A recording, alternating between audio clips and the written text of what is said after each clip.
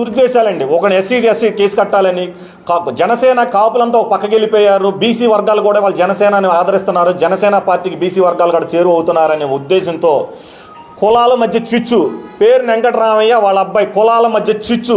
ఎలా చిచ్చు అంటే మచిలీపట్నంలో మొదటి కార్పొరేషన్ ముందు చేసింది బీసీ మహిళ, తర్వాత మళ్ళీ రెండోసారి బీసీ మహిళ.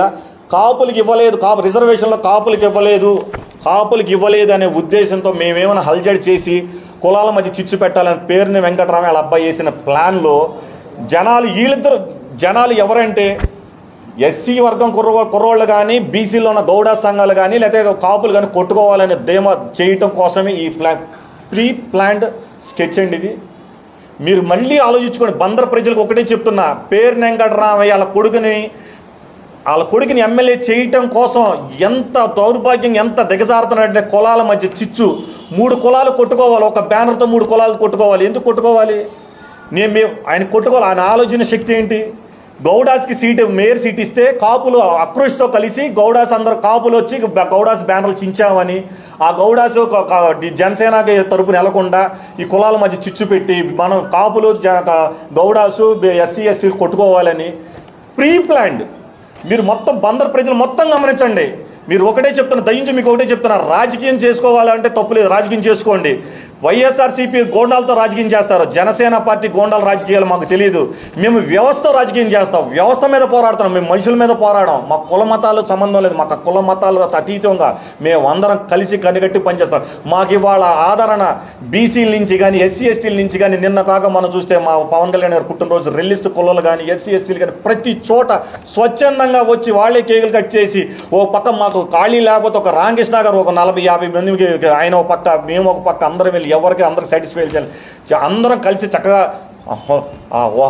మంచి ఆహ్లాదకరమైన వాతావరణంలో మేము పండగ వాతావరణం చేసుకుంటే దాన్ని చెడగొడటం కోసం ఎంత ప్రీ ప్లాన్ అంటే కులాల మధ్య చిచ్చు, కొట్టుకుని సావాలి. ఇందుట్లో ఎవరు కొట్టుకుని చేస్తారండి? ఒక పక్క తండ్రి, ఇంకో పక్క కొడుకు ఫోటో ఎటు వెళ్ళినా సరే, ఏ మూలకి వెళ్ళినా సరే ఆ ఫోటోనే దర్శనం ఇస్తుంది.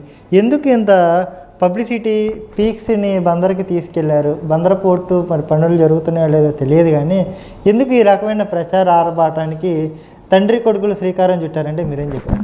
ఆఖరికి మీ ఆఫీస్ బయట కూడా కట్టిన పేరు నాని గారు 1999లో మొట్టమొదటిగా ఎమ్మెల్యే కంటెస్ట్ చేశారు. 1999లో ఓడిపోయిన తర్వాత 2004లో పేరు నాని గారు 33,000 మెజార్టీతో గెలిచారు. అంటే కులాల అతీతంగా, మతాల అతీతంగా పేరు నాని గారు అన్ని వర్గాల వల్ల ఆదరించి ఆయన గెలిపించారు. 2004 నుంచి 2009 వరకు ఆయన ఎమ్మెల్యేగా ఉన్నప్పుడు 2008లో ప్రజారాజ్యం పార్టీ పెట్టారు, మేము బయటికి వెళ్ళిపోయాం.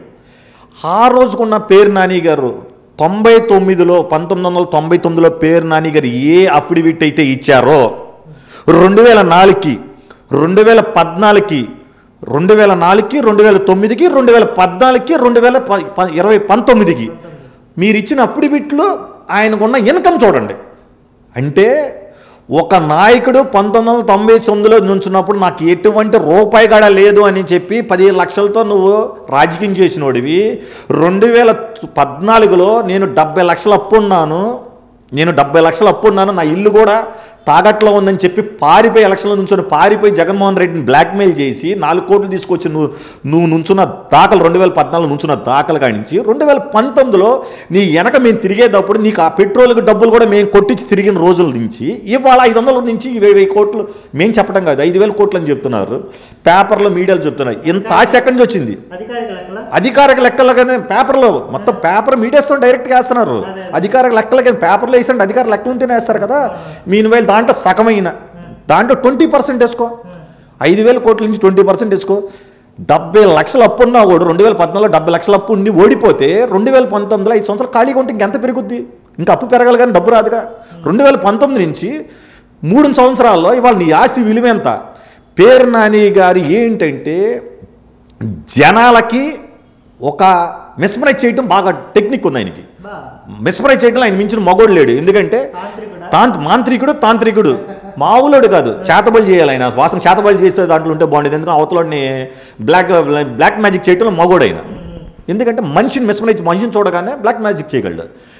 2000 జనాలు నువ్వు 2019లో గెలిచిన తర్వాత నీ దగ్గర డబ్బు లేదు మాకు తెలుసు, నీ కారుకి ఆయిల్ కొట్టించుకుంటే డబ్బులు లేవు, నువ్వు మంచి వ్యక్తి, అప్పటి వరకు కూడా మంచి వ్యక్తివి. నువ్వు రోడ్డు మీద బండి కాడ కూర్చుని టిఫిన్ చేసినోడివి, రోడ్డు మీద వెళ్తే జొన్నకండ్లు సీజన్ ఉంటుంది కదా, శీతాకాలం వానాకాలంలో జొన్నకండ్లు కాడ కూర్చుని గట్టి మీద కూర్చుని మినిస్టర్ అయిన తర్వాత అక్కడ కూర్చుని వదిలిపించుకుని తినే నువ్వు తిరిగిన రోజులు. కానీ ఇవాళ నువ్వు మినిస్టర్గా ఉన్న రోజుల్లో నువ్వు నియోజకవర్గంలోకి ఎంటర్ అయిన తర్వాత కానీ నియోజకవర్గం బయటికి వెళ్ళిన తర్వాత నీకు మినిస్టర్ కాన్వే వద్దన్న వ్యక్తివి, ఇవాళ నువ్వు ఎందుకు కాన్వే, మినిస్టర్ పోయిన తర్వాత వాళ్ళు నువ్వు కాన్వే ఎందుకు పెట్టుకు తిరుగుతున్నావు?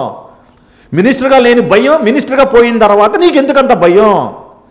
నువ్వు దోచిన దుర్మార్గాలు, నువ్వు జనాలను మోసం చేసి నువ్వు సంపాదించిన డబ్బులు నిన్ను వెంటాడుతూ ఉంటే ఆ భయం వెంటాడుతుంది. రెండోది తండ్రి కొడుకులు ఏంటంటే వీళ్ళకి నియోజకవర్గంలో వీక్ అయిపోయారు, తండ్రి కొడుకులు బలహీన పడిపోయారు. అందుకని పబ్లిసిటీ కోసం జనాలను భయపెట్టి కొడుకు తండ్రి ఫోటో, అధికారం లాంఛనాలకు ఎక్కడైనా సరే ఏ నియోజకవర్గంలో అయినా సరే అధికారంగా ఎవరు వెళ్ళాలండి? ఎమ్మెల్యే కొడుకేం సంబంధం? ప్రతి చోటకి ఒక రోడ్డు ఓపెనింగ్ చేయాలంటే ఎమ్మెల్యే కొడుకు దండేస్తారండి, ఎమ్మెల్యే కొడుకు వేస్తారండి. ప్రోటోకాల్ ఏంటండి? బందర్ ప్రోటోకాల్ ఎమ్మెల్యే కొడుకు ఏంటి? ఇలా ఒక జనాలు ఇవ్వటం కాదు, రాజ్యాంగబద్ధంగా ఒక ఐపీఎస్ ఆఫీసర్లు ఐఏఎస్ ఆఫీసర్లు కూడా పక్కన కూర్చోబెట్టుకుంటున్నారంటే ఈ వ్యవస్థ ఎక్కడి వరకు వెళ్ళిపోయింది? ఈ వ్యవస్థ ఎక్కడికి వెళ్ళిపోయింది? ఎక్కడ ఆగుతుంది? ఇవాళ తాత తండ్రి కొడుకు మొయిటాకి ఇదని రాజ్యాధికారం అండి. తాతల ఆస్తులేంటి?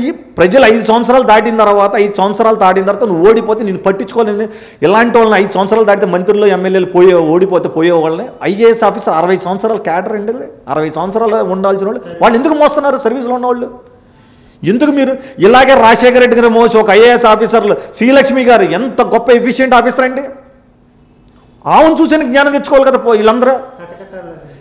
ఆమె ఎంత ఎఫిషియెంట్ ఆఫీసర్, ఆమె మచిలీపట్నం ఆడబట్టండి. ఆమె శ్రీలక్ష్మి గారికి ఇక్కడ చుట్టాలు అందరూ ఉన్నారు. అలాంటి ఆమె లోపల ఉంటే ఎంత నరకం అనిపించింది. ఇప్పటికైనా తెలుసుకోలేకపోతున్నారు ఐఏఎస్ ఆఫీసర్లు ఐపీఎస్ ఆఫీసర్లు. 3 నెలల తర్వాత చట్టబద్ధమైన విషయాలు అక్కడ నడుస్తున్నాయండి. ఓవరాల్గా ఏం చెప్తారంటే బందర్లో రేపు 24లో ఎలాంటి వాతావరణం ఉండబోతుంది? ఇక్కడ ప్రజలు ఏమన్నా మళ్ళీ మార్పు దిశగా అడిగేసే పరిస్థితి ఉంటుందా, లేకపోతే మళ్ళీ అధికార పార్టీగా పట్టం కట్టే పరిస్థితి ఉంటుందంటే ఏం చెప్తారు క్లుప్తంగా? ఖచ్చితంగా రేపు 2024 అధికారం జనసేన టీడీపీ పొత్తుల అధికారం స్థాపించడం ఖాయం. మచిలీపట్నంలో జనసేన జెండా ఎగరేయటం ఖాయం. అది పొత్తులు ఎటైనా వెళ్ళని, పొత్తులో టీడీపీకి వెళ్ళని జనసేన ఎగరాని మా అధిష్టానం మా అధినాయకులు ఏది చెప్తే అది మేము శిరాస వహించి పనిచేస్తాం. ఎట్టి పరిస్థితుల్లో కూడా 2024లో జనసేన టీడీపీ పొత్తులో సీఎం అవటం, మా అధ్యక్షుల వారు సీఎం అవటం ఖాయం ఎట్టి పరిస్థితుల్లో.